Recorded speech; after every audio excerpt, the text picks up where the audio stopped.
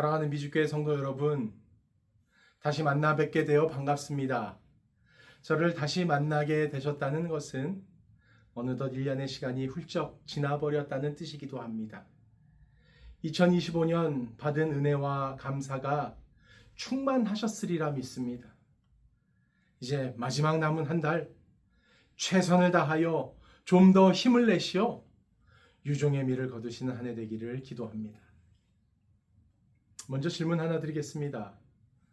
성도님들 가운데 말 못할 고통이나 상실감으로 답답한 분 계십니까? 믿음으로 살고자 노력하지만 나의 삶이나 생각이 계획대로 풀리지 않을 때가 있으십니까? 기도하는데도 응답은 없고 주님은 계신 것 같은데 너무 멀리 계신 것처럼 느껴질 때가 있지는 않으신가요? 사실 이런 질문을 하고 있는 목회자에게도 여전히 풀어가야 하는 숙제 가운데 하나입니다. 누구에게나 신앙을 하고 있는 그리스도인이라면 여러 번, 종종, 자주 던지게 되는 질문 가운데 하나입니다. 그런데 놀랍게도 우리는 이런 경험들을 통하여 이와 같은 고백을 할 수 있다는 것이에요. 맞아. 가장 어렵고 힘든 그 순간에 하나님을 만났지. 내 그 시절 깊은 고통의 자리에 주님의 동행을 경험하였지. 맞습니다. 우리는 분명 하나님이 항상 함께 하신다는 것을 믿으며 살아가지만 그것을 안타깝게도 뒤돌아서 깨닫는 경우가 종종 있다는 것이에요. 은혜라는 찬양의 가사를 보면 모든 것이 은혜, 은혜, 은혜, 한없는 은혜, 내 삶에 당연한 건 하나도 없었던 것을 모든 것이 은혜, 은혜였소 라는 찬미가 있습니다. 여기서 질문이 하나 더 생깁니다.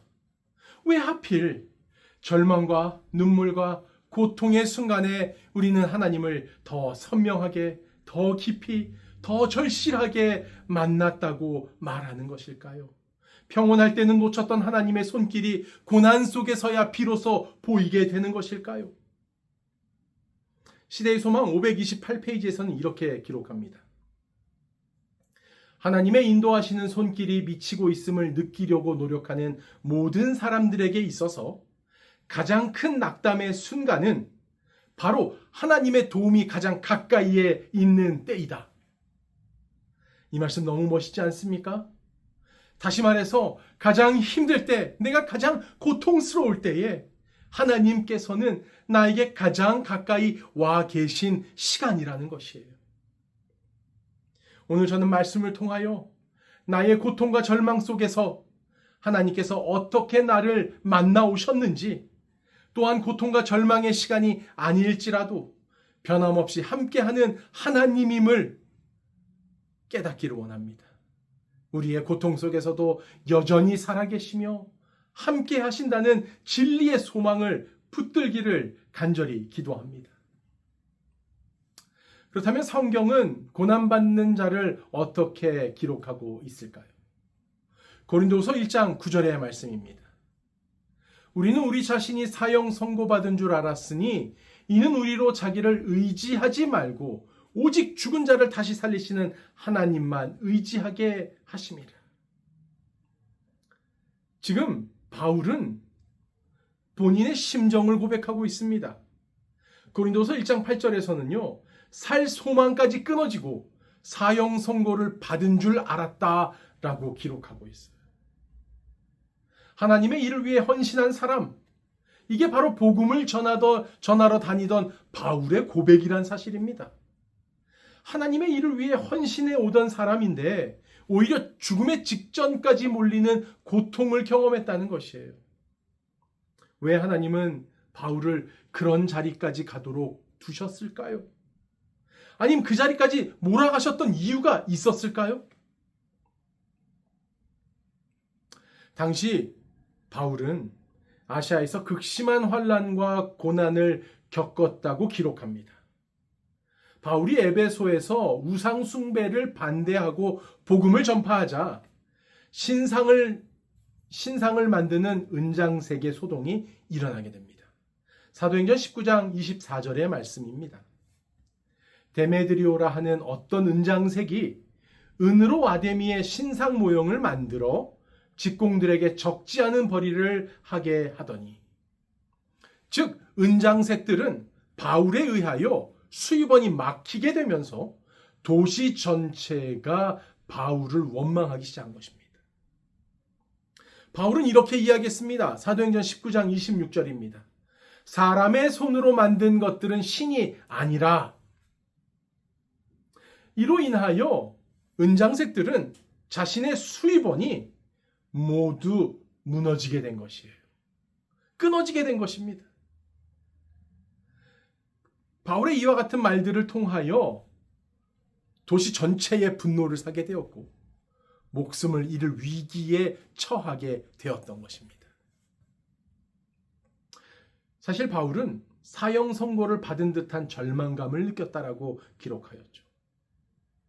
바울은 에베소 지방에서 복음을 전하던 중에 겪었던 극심한 환난을 회상하면서 고린도서 1장 8절에 이렇게 기록합니다. 형제들아, 우리가 아시아에서 당한 환난을 너희가 모르기를 원하지 아니하노니 힘에 겹도록 심한 고난을 당하여 살 소망까지 끊어지고. 바울이 당한 고통을 알기를 원한다는 것이에요. 살 소망까지 끊어진 그 고통을 알아달라는 것입니다. 그럼 바울은 어떤 고통을 어떻게 당했는가? 고린도후서 11장의 말씀을 통해서 찾아보겠습니다. 고린도후서 11장 23절, 24절, 25절의 말씀입니다. 내가 수고를 넘치도록 하고 옥에 갇히기도 더 많이 하고 매도 수없이 맞고 여러 번 죽을 뻔하였으니 유대인들에게 40에서 하나 감한 매를 5번 맞았으며 3번 태장으로 맞고 1번 돌로 맞고 3번 파선하고 일주야를 깊은 바다에서 지냈으며. 바울은 그의 생명을 노리는 수많은 대적들로부터 여러 차례의 시련을 겪었다고 기록합니다. 성경은 정확하게 바울이 감옥에 갇힌 횟수를 3번으로 기록하고 있으나 성경학자들은 그 이상으로 보고 있긴 합니다. 사도행전 23장과 빌립보서 1장과 고린도후서 11장에 옥에 갇힌 것이 기록되어 있습니다. 3번 이상 바울은 옥중 생활을 하였죠. 그뿐입니까? 매도 수없이 맞고 여러 번 죽을 뻔하였다고 고린도후서 11장 24절의 말씀을 보면 잘 알 수 있습니다.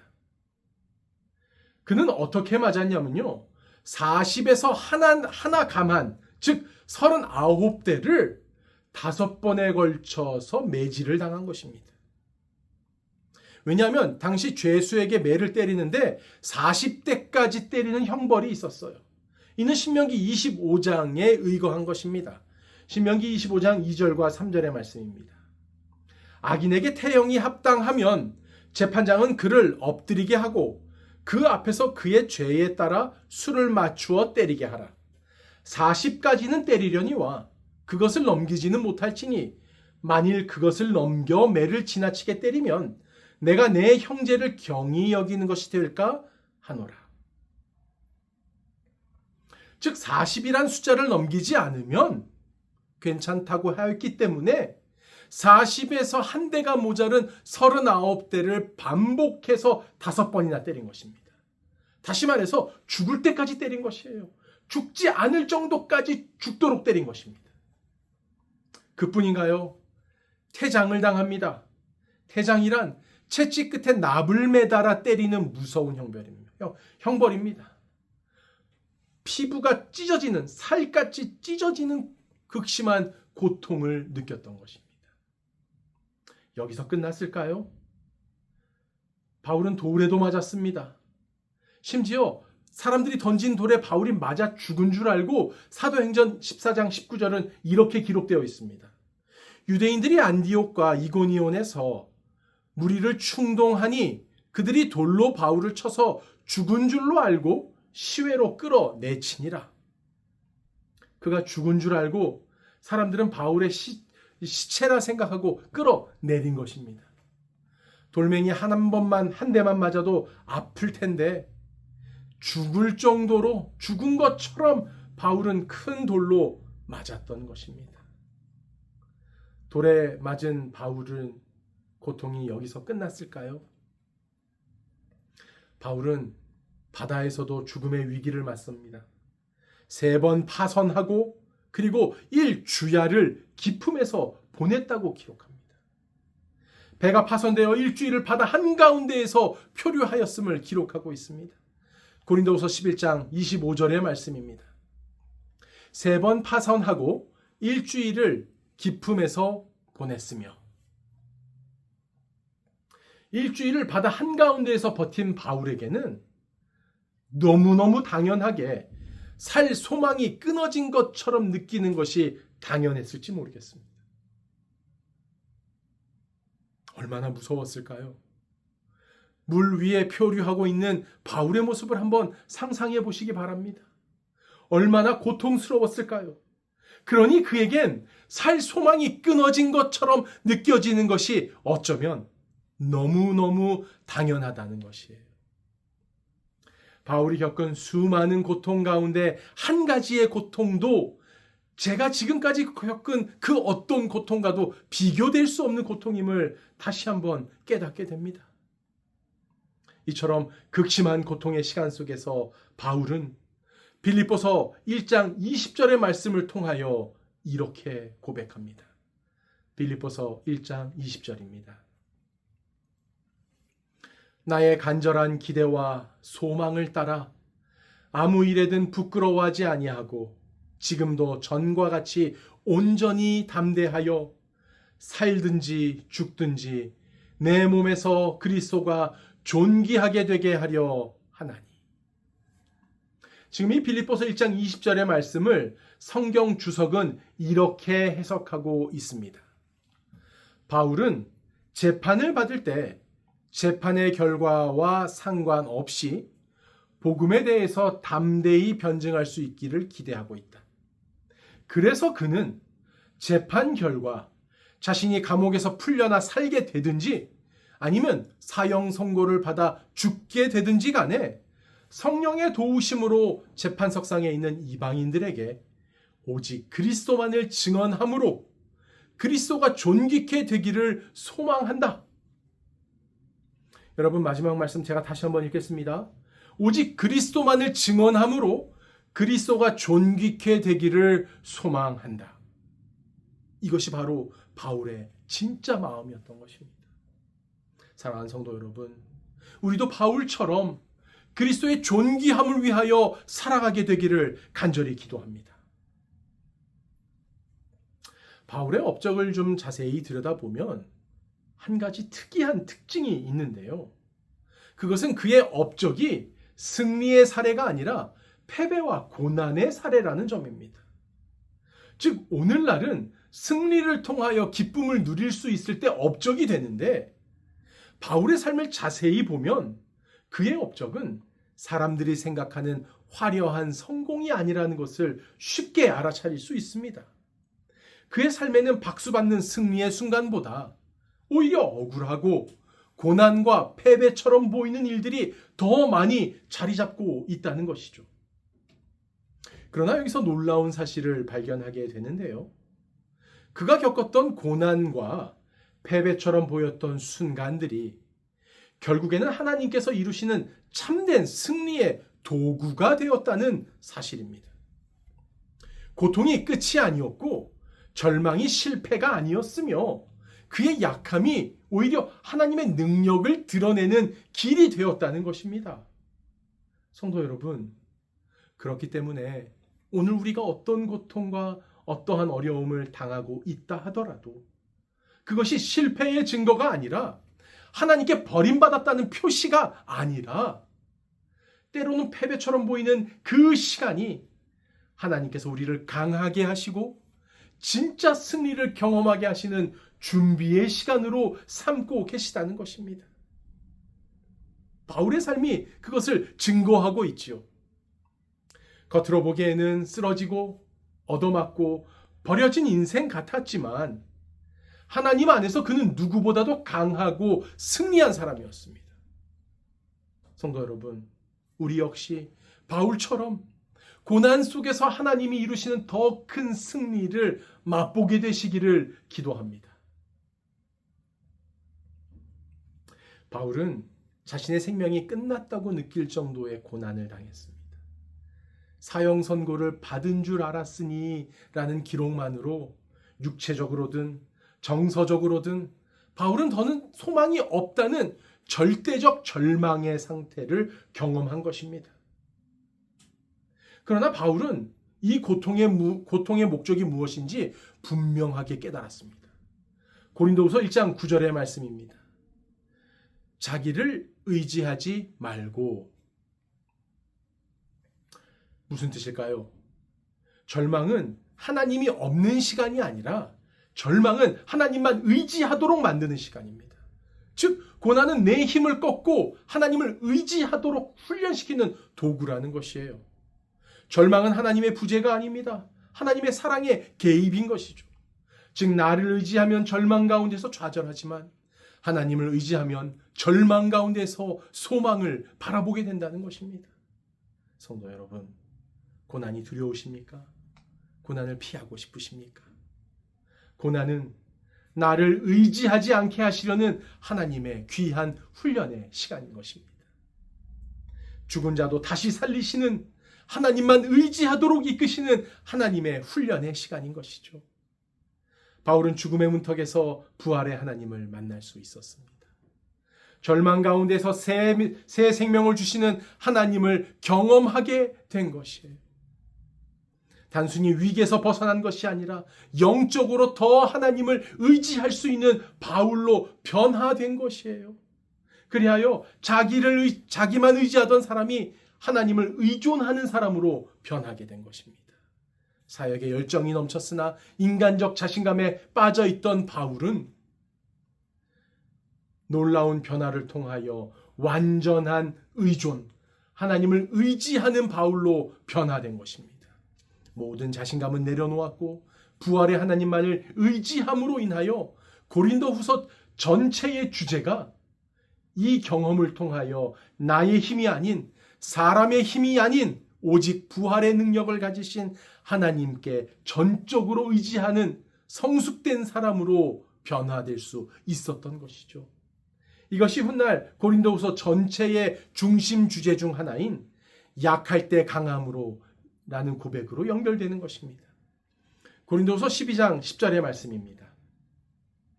그러므로 내가 그리스도를 위하여 약한 것들과 능력과 궁핍과 박해와 곤고를 기뻐하노니 이는 내가 약한 그때에 강함이라. 약할 때 강함을 외칠 수 있게 된 것입니다. 바울의 고백은 오늘날 고난 가운데 있는 성도들에게 큰 위로와 용기를 전달해 줍니다. 성도 여러분, 절망은 하나님의 부재가 아니라 하나님께 시선을 돌리게끔 하는 은혜의 기회라는 사실이죠. 고통은 나를 의지하던 사람을 하나님만 의지하는 사람으로 변화시켜주는 통로가 되는 것이에요. 그러므로 성도 여러분, 절망은 끝이 아닌 하나님을 깊이 만나는 시작이 된다는 것입니다. 오늘 우리는 바울의 절망 속 고백을 통하여 왜 하나님이 우리의 고난 속에서 여전히 살아계시며 모든 절망의 순간에도 주님의 손 안에 있다는 사실을 깨닫고 함께 붙들게 되기를 간절히 기도합니다. 오늘 바울의 고백은 고난과 고통과 슬픔 가운데 있는 성도들에게 큰 위로와 용기로 전달됩니다. 절망 가운데 계십니까? 하나님의 부재로 느끼십니까? 그것이 아니라 하나님께 시선을 돌리는 은혜의 기회이며 시간임을 기억하시기 바랍니다. 고난은 나를 의지하던 사람을 하나님만 의지하는 사람으로 만들어가는 귀한 시간입니다. 내 고통의 순간에도 하나님은 여전히 살아계시며 여전히 나를 훈련시켜 주신다는 것이죠. 성도 여러분, 절망은 끝이 아니라 하나님을 깊이 만나는 시작이 될 것입니다. 오늘 우리의 절망이 희망과 소망으로 변화되기를 기도합니다. 그리하여 주님을 따르는 자, 주님의 은혜의 시간을 기다리는 자로 살아가는 저와 여러분이 되길 바라며 말씀을 마치겠습니다. 다 함께 기도하시겠습니다. 살아계신 하나님, 절망 중에도 우리를 붙들어 주시고 어려움 속에서도 하나님을 의지하게 하시며 죽음 같은 고통의 순간 속에서도 소망을 바라보게 하신 주님을 믿고 따르는 믿음의 성도 되도록 축복하여 주시옵소서. 우리를 다시 일으켜 세우실 예수 그리스도 이름으로 간절히 기도하옵나이다. 아멘.